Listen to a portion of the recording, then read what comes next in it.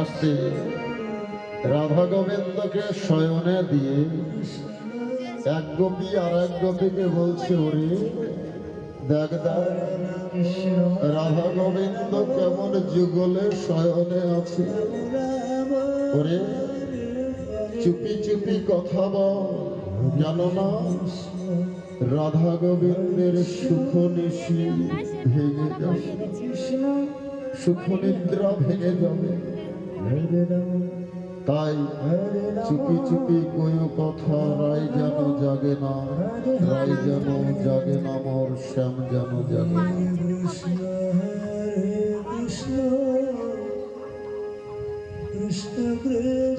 সকল গোপীগণ রাধা গোবিন্দের যুগল চরণ দর্শন করে বলছে, আরে রাম রাম শুধু এ জন্মে নয়,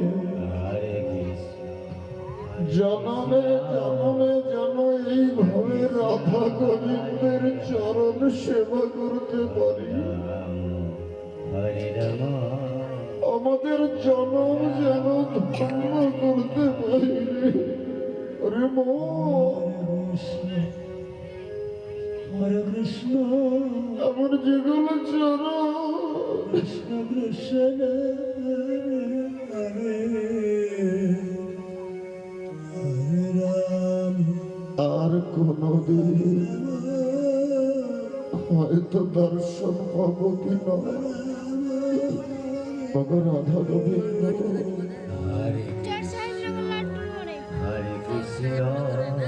এমন ভাবে যেন জনম জনম ধরে যুগল চরণে সেবা করতে পারি।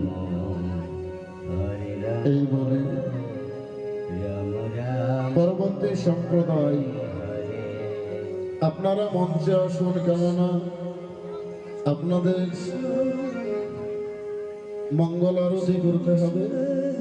আসুন।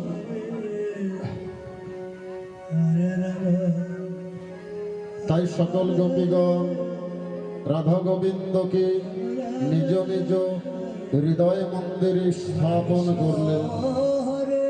স্থাপন করে পরবর্তী সম্প্রদায় ধরবে মঙ্গল আরতি, পরবর্তী সম্প্রদায় ধরবে। হরে হরে হরে রাম হরে রাম, এখানে রাম রাম হরে হরে হরে। রাধা গোবিন্দকে কোলে নিয়ে চলে যান,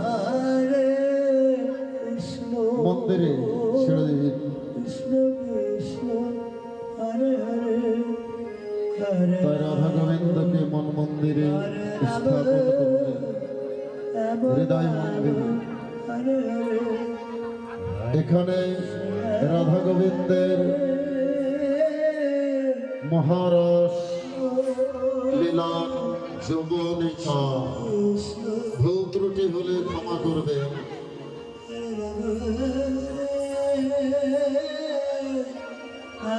বিদায় বেলায়, বিদায় রজনীতে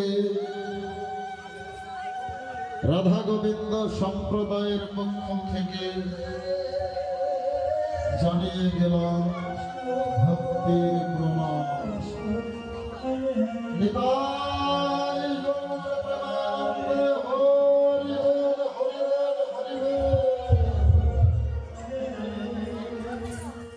হরে কৃষ্ণ হরে কৃষ্ণ।